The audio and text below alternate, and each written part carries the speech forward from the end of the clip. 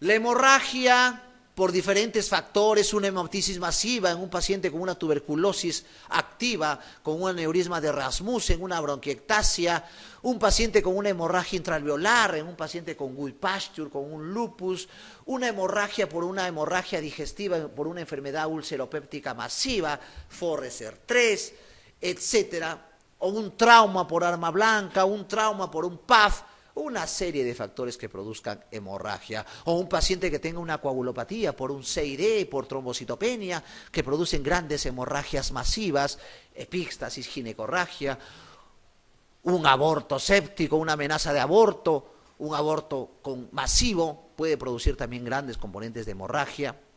Y me olvidaba, la hemorragia que no es evidente en el paciente si es mujer, embarazo ectópico, que también produce hemorragia con gran dolorabilidad, pero no es muy evidente, placenta previa, desprendimiento prematuro de placenta, etcétera, etcétera, etcétera. Todas las causas que produzcan hemorragia produce disminución de la presión arterial, hipotensión, y esto produce una serie de mecanismos fisiopatológicos como a nivel de los quimioreceptores, de los vasoreceptores y los varoreceptores, y esto produce una actividad de los nervios simpáticos, y esto produce una contracción de las arterias renales y disminuye el flujo plasmático renal. Y este es un mecanismo por el cual el paciente presenta azoemia prerenal y luego isquemia renal. Valoración clínica de la hiperazoemia prerenal, SED, si está muy deshidratado, acuérdense, el primer mecanismo es SED, no solamente por los mecanismos de los boloreceptores que estimulan la ADH, sino también que en la deshidratación hay gran hipernatremia, y la hipernatremia produce SED. Hipotensión ortostática para detectar sangrados ya más de 800 a 1 litro de pérdidas, taquicardia, que es un síntoma cardíaco importante, incluso puede haber dolor torácico, colapso de la presión de la vena yugular, disminución de la turgencia cutánea, el signo del pliegue que ustedes conocen, sequedad de mucosas, lengua saburral, reducción de la sudoración en el paciente y reducción de la diuresis. Tratamiento: corregir la patología base, importante, para corregir la insuficiencia renal aguda, como corregir la hemorragia, si es una hemorragia digestiva alta, probablemente una escleroterapia si es por varices, ¿no? O un balón de Scheinsteick, si es vómitos, viendo la causa, por qué tiene vómitos el paciente, dar antieméticos y dar fluidoterapia, si es diarrea, dar fluidoterapia y dar antibióticos, si es por diuréticos tipo el manitol ¿en qué casos usamos? En hipertensión endocraniana, reducir la dosis, reponer fluido o suspender el medicamento, si es furosemida, suspenderlo o reducir la dosis y darle fluidoterapia. Manejo de la falla cardíaca, acuérdense que esto puede producir un componente de disminución del AOPA cardíaco, gasto cardíaco y producir insuficiencia renal aguda. Administrar fármacos antiarrítmicos, tratamiento de las infecciones, eso es importante para corregir si las noxas son infecciones como la Escherichia coli enteroxigénica, como el cólera, etcétera. Suspender inhibidores de las proteínas y inhibidores YECA, esto es importante, AINES. La azoemia prerenal potencialmente reversible, aquí tiene que uno atacar el cuadro. Estos son los índices urinarios importantes. Miren, el sedimento urinario en la azoemia prerenal es normal. En la ira ya hay cilindros granulosos, puede dar glucosituria, hematuria, algunos factores. Osmolaridad urinaria mayor de 500, en la ira establecida menor de 350.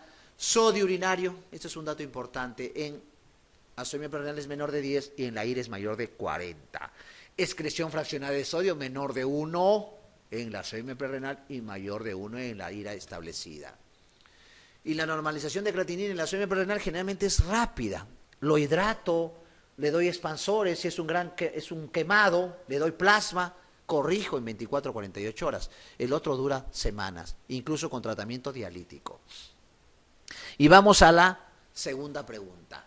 El patrón urinario característico del fracaso renal agudo prerrenal, si ustedes ven, todos tienen oliguria. Eso generalmente es la presentación clásica, la oliguria. Y otra presentación clásica es el sodio, generalmente, el sodio, ¿no? Y la osmolaridad normalmente alta, ¿no? Ese es el gráfico que hemos mencionado, ¿no? Característico del gráfico que hemos mencionado.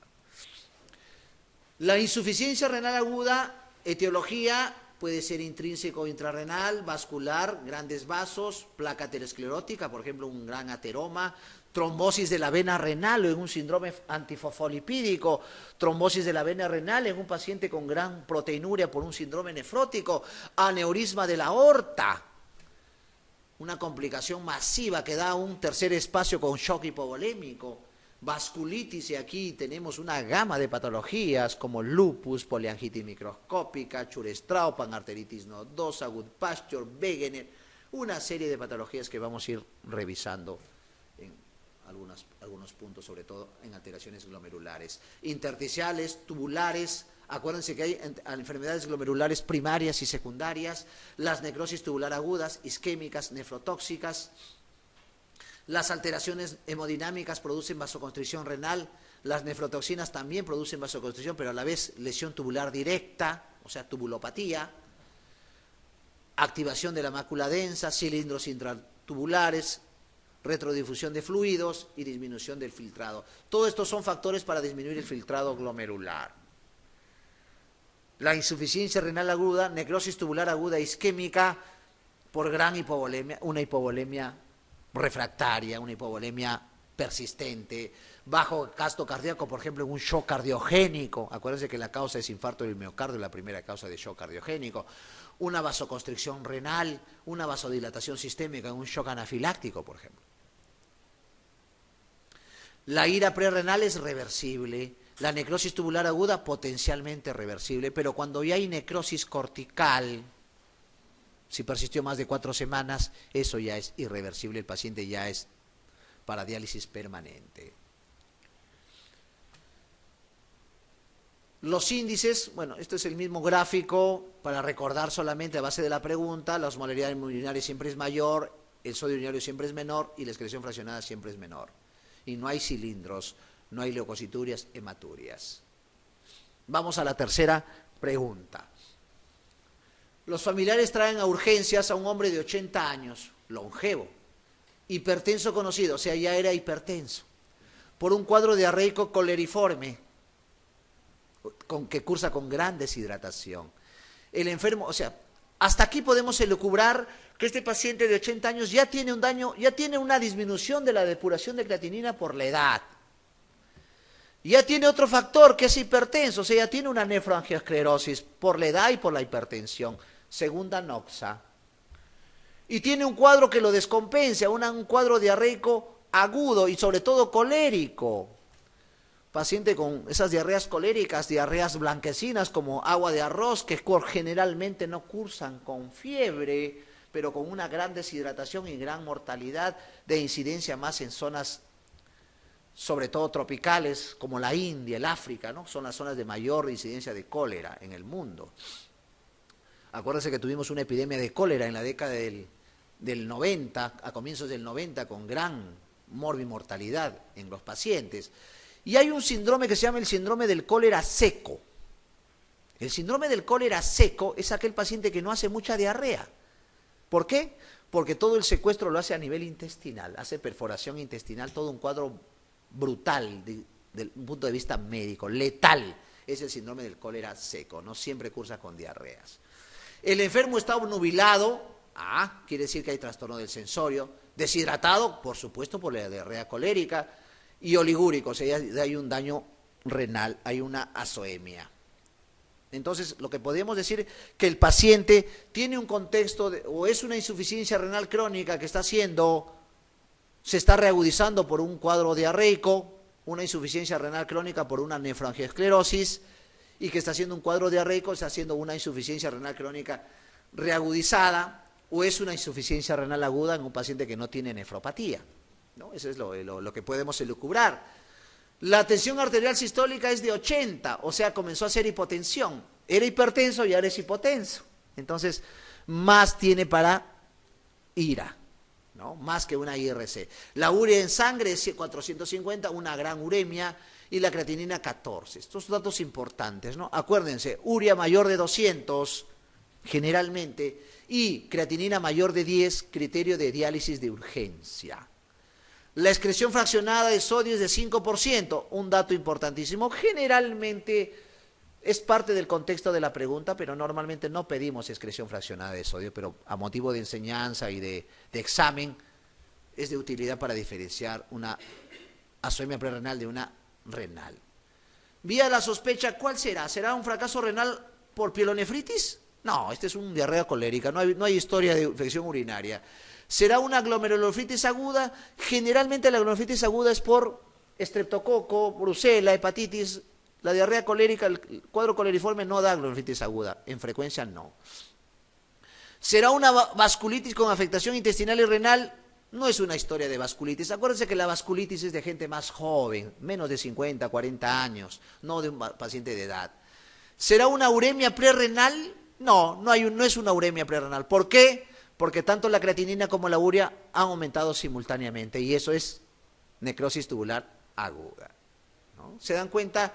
Podemos, con todo el background que tenemos de información, podemos manejar preguntas, podemos manejar respuestas en el contexto del diagnóstico. Necrosis tubular aguda, nefrotóxica, fármacos nefrotóxicos, gentamicina, amicacina, medios de contraste, antineoplásicos, toxinas endógenas, mioglobina por rhabdomiólisis, hemoglobina, ácido úrico, y aquí vamos a dar algunos ejemplos, ¿no? Generalmente dentro de los aminoglucósidos, tanto la gentamicina y la amicacina son los más nefrotóxicos, pero también son ototóxicos, ¿no? Como factores. Medios de contraste que se usa mucho para pruebas diagnósticas, sobre todo para tomografías, y acá hay un detalle, el gadolinio generalmente no produce nefrotoxicidad, lo que se usa en resonancia magnética. Para evitar ir a por contraste, normalmente hay que hacer una gran hidratación al paciente y algunas veces protegerlos con un medicamento que se llama la N-acetilcisteína, el fluimicil. La N-acetilcisteína protege, es un nefroprotector para evitar toxicidad por sustancias de contraste.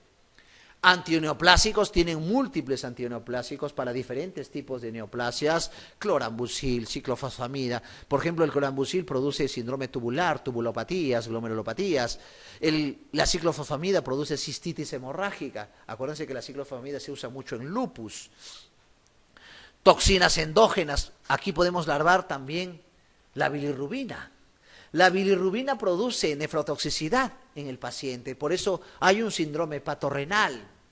Mioglobina por rhabdomiólisis, y la rhabdomiólisis es muy frecuente por quemaduras, por traumas, por infecciones que dañan el músculo como el ofidismo, el loxocelismo, etc. La hemoglobinuria, que se produce en hemólisis, que se produce en hemoglobinuria paroxística nocturna, en algunas enfermedades que tienen deficiencia de la glucosa 6 deshidrogenasa, por ejemplo.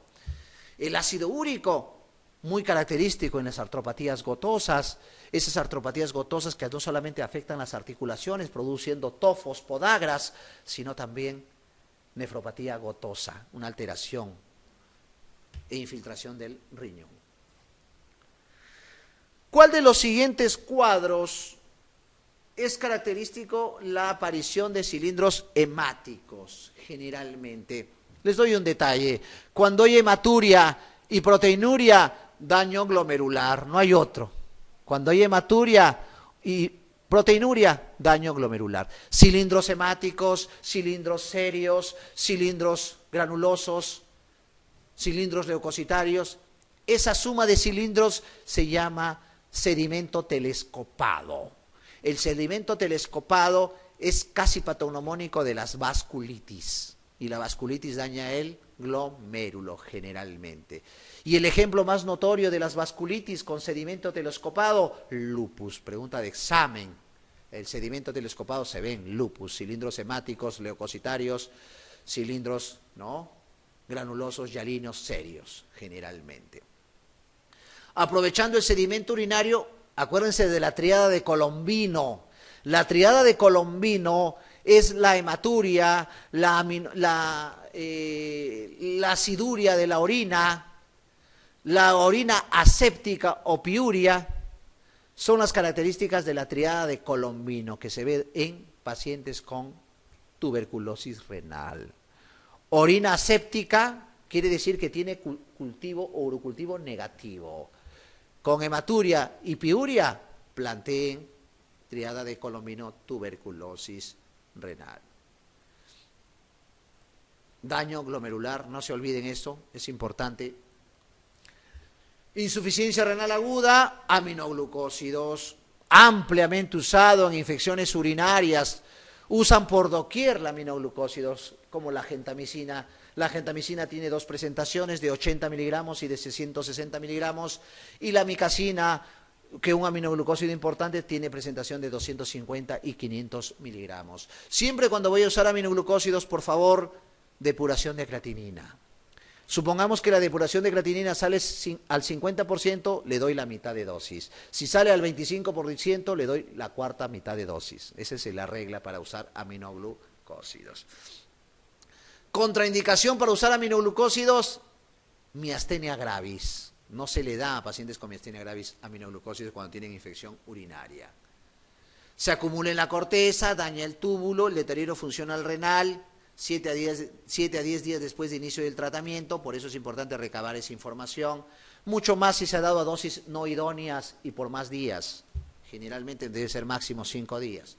Medios de contraste, si el paciente ha sido expuesto a una prueba de diagnóstico como una tomografía cerebral para ver un tumor. Acuérdense que los tumores, los abscesos captan contraste y son importantes para dirimir diagnósticos. A nivel abdominal, cuando hago tomografías abdominales para descartar neoplasias, también tengo que hacerlo con contraste, pero una previa función renal. Para evitar ello, hidratación con cristaloides, cloruro de sodio y N-acetilcisteína generalmente. Solo el 7% requiere temporalmente sustitución renal o progresan a IRC. Generalmente sacando la noxa, se revierte la insuficiencia renal. Isquemia o reperfusión, células tubulares normales, se daña por la isquemia, lesión letal irreversible, necrosis, apoptosis, la muerte o suicidio celular, lesión subletal reversible, bueno, hay una exfoliación, se descama la célula, esto produce obstrucción y esto disminuye la filtración glomerular y produce una serie de migraciones y esto produce una repolarización y una alteración de las células tubulares normales. Puede haber una fase de recuperación, una fase de supervivencia y una fase de destrucción por aumento de factores de crecimiento. En la insuficiencia renal aguda hay que ver la evolución clínica, con qué parámetros evoluciona el paciente. Un parámetro importante es el flapping. La asterixis es un parámetro importante de evolución. Cuando no hay flapping, quiere decir que el paciente está revirtiendo su cuadro. Y el sensorio también. Función tubular durante la necrosis tubular aguda puede dividirse en 3 periodos. Fase de inicio, periodo durante el cual el paciente está expuesto a la agresión física, química o biológica, duración de 1 a 3 días. Fase de mantenimiento, un periodo donde se establece la lesión parenquimatosa y el filtrado glomerular generalmente cae de 5 a 10 milímetros por minuto. Y una fase de recuperación desde que aparece ya la diuresis, el paciente comienza a orinar, comienza a mejorar esa oliguria. El 90% de los casos se resuelve en 4 semanas, aunque algunos pueden tardar 12 semanas, pero generalmente es 4 semanas la reversión, si no ya se va a una ira con mantenimiento dialítico. Siempre la etiología, postrenal, si es ureteral un coágulo sanguíneo, cálculos con presión externa, cálculos. Para que un cálculo, una litiasis renal por diferentes factores, acuérdense que la causa más frecuente de cálculos renales en el mundo es la hiperexoluria idiopática. Pero hay otras causas de cálculos, hiperparatiroidismo, cistinuria, etc. Coágulo sanguíneo por una coagulopatía, una tumoración, un paciente con hipercoagulabilidad, con policitemia, síndromes de hiperviscosidad, etc. Compresiones externas, tumoraciones, si es mujer, un fibroma, un fibroadenoma, un mioma, un cáncer prostático, un cáncer de vejiga, una serie de alteraciones uretrales, de cuello de vejiga, etcétera, para producir un UPO. La hiperoxemia postrenal clínica, dolores, dolor suprapúbico. Generalmente el UPO debuta con globo vesical. Esa es una característica importante. Dolor cólico en flanco, esta es la característica del dolor del cólico renal, un dolor posterior que se irradia hacia adelante los flancos y se va a las ingles, un dolor intenso, enfermedad prostática muy frecuente en varones, por diferentes factores, ¿no? Tipo de dieta, alcohol, sustancias irritantes, ají, una serie de alimentos o factores o noxas que coadyuvan a tener próstata, mucho más si hay antecedentes de próstata en la familia. Y acuérdense que hay cuadro de prostatismo, prostatitis, hipertrofia prostática y cáncer prostático. Un parámetro para evaluar la enfermedad prostática es el TR. El tacto rectal es importante dentro del diagnóstico y el PSA como valores. Mejoría rápida de la función renal tras el alivio de la obstrucción, es importante eso, la desobstrucción. Vamos a la pregunta 5. Hombre de 75 años que acude al hospital por oliguria de varios días de evolución y dolor en hipogastrio donde se palpa una masa.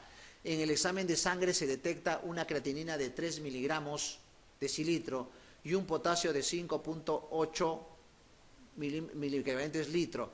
Tiene 3 miligramos decilitro, tiene una creatinina alta, tiene un potasio borderline, pero acuérdense que el potasio tiene que evaluarse siempre con el disturbio ácido básico y generalmente el paciente renal hace acidosis y la acidosis altera el potasio, eleva el potasio. ¿Qué maniobra entre las siguientes considera la más recomendable en este caso? Generalmente, ¿qué tengo que hacer cuando tengo una masa en un paciente? Generalmente tengo que desobstruir. La cistoscopía es un procedimiento generalmente de diagnóstico, más que de tratamiento. Lo usa mucho el nefrólogo, mucho el urólogo.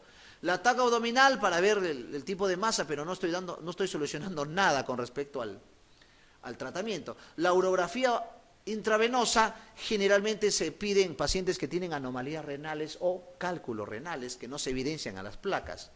La hemodiálisis no evidencio, según esta pequeña historia, si tiene criterios de hemodiálisis, probablemente en el futuro vaya. Generalmente es la desobstrucción, ¿no? O sea, sondaje urinario para desobstruir el globo vesical. Insuficiencia renal aguda, historia clínica, exploración física completa. Acuérdense que el riñón tiene compromiso sistémico del pelo hasta la uña. Investigar datos previos de función renal, esto es importante, noxas, antecedentes. ¿Desde cuándo suben los productos nitrogenados? O sea, el boom. ¿Existe disminución del volumen urinario? O sea, oliguria o anuria. Antecedentes recientes de cirugía. Acuérdense que hay muchas iatrogenias quirúrgicas. Por ejemplo, en histerectomía se vuelan el uréter, dañan en la vejiga y esto puede producir complicaciones renales.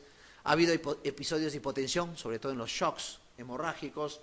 Ha tenido el enfermo datos directos e indirectos de infección grave o sepsis. La sepsis es un factor de ira, sobre todo prerrenal. Ha recibido fármacos como nefrotóxicos, que es los más frecuentes, sobre todo aminoglucosis, ¿desde cuándo y a qué dosis? Laboratorio, biometría hemática, química sanguínea, urea, ahí están los valores de la urea, del BUN, de la creatinina, análisis de orina, índice de insuficiencia renal, diagnóstico por imágenes, ahí está el tamaño renal, radiología, PSA, ultrasonografía, ¿no? Toda una serie de parámetros dentro del plan o la batería de exámenes. En el estudio inicial de un paciente con insuficiencia renal, ¿qué prueba complementaria resultaría más útil para diferenciar si es aguda o crónica? Es en realidad la parte clínica, es la que me va a diferenciar. Pero si quiero tener un examen auxiliar que me ayuda bastante, es la ecografía renal, para ver el tamaño renal. En la aguda, el tamaño es normal. En la crónica está disminuido, pero con esas excepciones que les mencioné, como el mieloma, el riñón poliquístico, el hipernefroma. ¿Qué parámetro entre las siguientes es el más adecuado para diagnosticar en un caso de insuficiencia renal aguda el origen prerrenal de la misma? Generalmente, el parámetro importante es el sodio urinario. El sodio urinario es la que me dirime, ¿no? El sodio urinario menor de 10. En un paciente con diuresis horaria de 10 mililitros, o sea, tiene 10 mililitros por hora, siempre yo he tratado de sacarle provecho a las preguntas. Para que un volumen urinario sea idóneo, debe ser 0.5 mililitros por minuto. 0.5 mililitros por minuto. Mayor de 0.5 mililitros por minuto, eso es una diuresis idónea. Y este tiene 10 mililitros por hora. O sea, una persona normal debe tener 30 mililitros por hora. O sea, quiere decir que hay una oliguria, ¿no? Miren, cuán importante es entender la pregunta, sabiendo esos datos. Urea en sangre, 150, hay uremia. Urea en orina, también hay urea en orina alta. Sodio urinario de 4 miliequivalentes y osmolalidad urinaria de 500. Está en la situación, generalmente vemos el sodio urinario está de 40 miliequivalentes. Normalmente es, ¿no? Normalmente es menos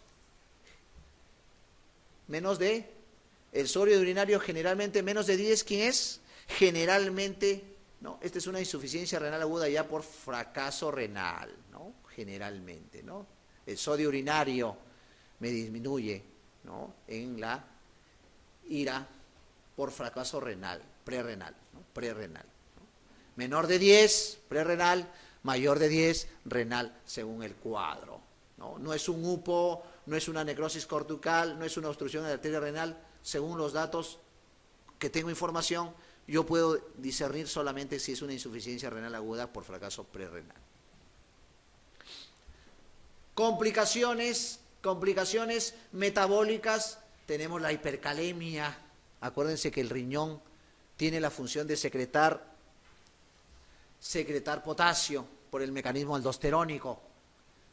Y si no hay este mecanismo aldosterónico por una alteración o una disfunción renal, hay hipercalemia, hay acidemia severa, hay hiponatremia, pero generalmente la hiponatremia se ve en pacientes que tienen grandes edemas.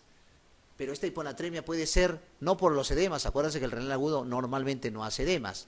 Esta hiponatremia es por una nefritis intersticial perdedora de sal. Una característica de la nefritis intersticial es que pierde sal, por eso hay hiponatremia, y produce eosinofiluria en orina, eosinófilos. Cuando encuentren eosinófilos en orina o cuando le mencionen en un caso clínico eosinofiluria en orina, eso es nefritis intersticial. Cardiovasculares, arritmias, extrasistolias, taquicardias ventriculares, fibrilaciones ventriculares, etcétera. ¿Cuál es el mecanismo por el cual el paciente renal tiene arritmias? Es por la acidosis. Acuérdense que la acidemia produce un factor depresor del miocardio. Es por ello que cuando hay gran severidad ya no hay taquicardias, sino bradicardias. La bradicardia es un signo de mal pronóstico en pacientes renales. El edema agudo pulmonar es por la congestión, el famoso pulmón urémico, es un pulmón blanco. Cuando hablamos de pulmón blanco, es una imagen de un pulmón algodonoso, blanco, que se ve en un edema agudo de pulmón cardiogénico por un infarto, se ve en un paciente con preeclampsia, se ve en un paciente con uremia. Ese es el famoso pulmón blanco, pulmón congestivo, alveolar, con una clínica muy conocida, con gran polimnia, hemoptisis, etcétera. La pericarditis urémica es una urgencia para diálisis en el paciente. La pericarditis urémica, el mismo mecanismo. La urea afecta tanto el pericardio visceral y parietal y esto produce una serositis y esto produce un líquido pericárdico y produce dolor, produce taquiarritmias, produce alteración de los complejos, produce frote pericárdico, como características importantes. Un signo importante para ver pericarditis con complicación, que es el taponamiento pericárdico, es el signo de Kussmaul, ingurgitación yugular bilateral y pulso paradojal. Cuando vemos pulso paradojal y ingurgitación yugular, signo de Kussmaul e hipotensión, eso es un taponamiento pericárdico. Hay una famosa triada de Beck. La triada de Beck fue pregunta de un examen, MIR, ¿no? La triada de Beck que decía paciente con hipotensión, paciente con ruidos cardíacos de baja intensidad y pulso paradojal. Esa es la triada de Beck que se ve en taponamiento pericárdico. Hipertensión arterial, manifestaciones gastrointestinales, náuseas, acuérdense que hay una gastropatía urémica, acuérdense que hay vómitos por la misma gastropatía urémica, acuérdense que también hay sangrados digestivos, hematemesis por uremia, hay hemorragia digestiva, hematoquesia por uremia.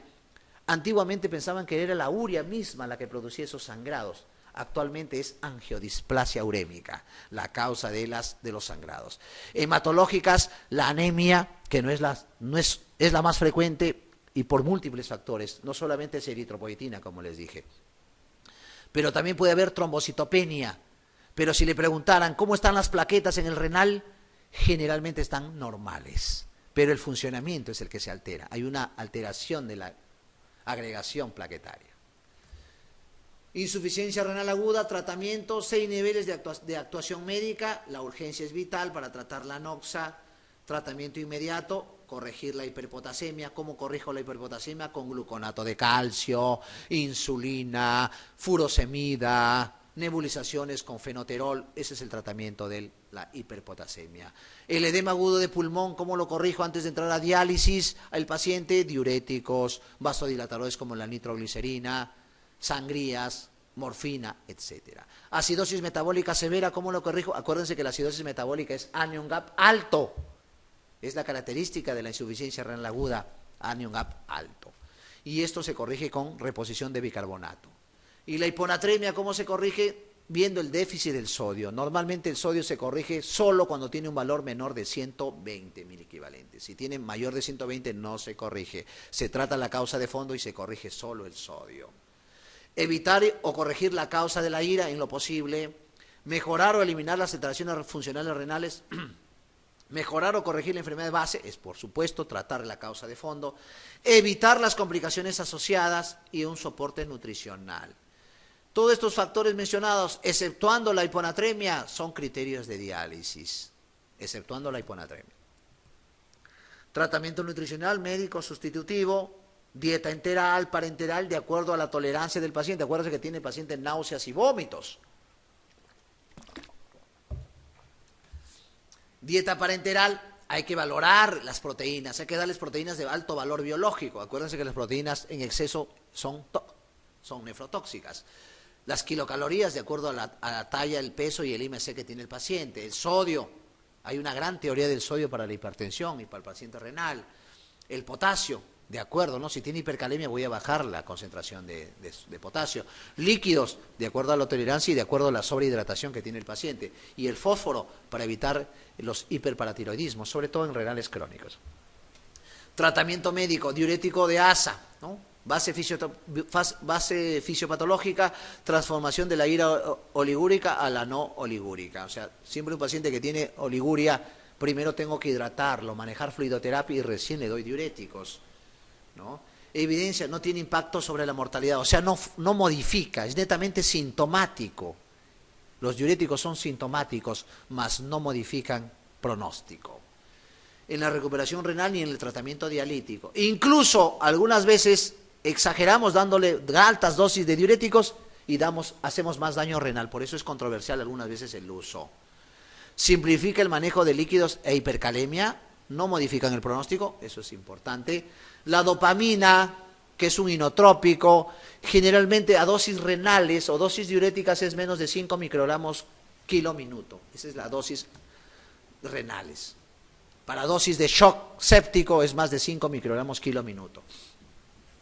Esas son las dosis dopaminérgicas. Bases fisiopatológicas, incrementa el flujo plasmático renal, incrementa el filtrado glomerular total, incrementa la excreción de sodio, no se ha documentado beneficio, mortalidad, prevención del fracaso renal agudo, necesita de diálisis, hay necesidad de diálisis en el paciente, tiene potenciales efectos adversos, es importante el monitoreo del paciente que usa dopamina, como puede producir arritmias, isquemia miocárdica si le doy altas dosis, más de 20 microgramos kilo minuto, isquemia intestinal mucho más si te le doy altas dosis, y supresión del HAD, del ADH. Es importante este ADH para el funcionamiento renal, acuérdense, es estimulado por los boloreceptores y está a nivel de la neurohipófisis. Indicaciones para inicio de diálisis, es pregunta de siempre, ¿no? Oliguria masiva, anuria, hipercalemia, pero hay un detalle, hipercalemia refractaria al tratamiento convencional. Eso es lo que pueden encontrar en la pregunta. No solamente hipercalemia seca, sino hipercalemia refractaria es el criterio de diálisis de urgencia. Menos de 6.5 miliequivalentes. Acidosis severa, también agregan refractaria.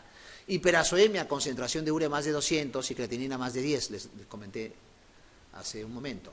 Edema agudo pulmonar, encefalopatía urémica, neuropatía urémica, pericarditis urémica, hiponatremia severa.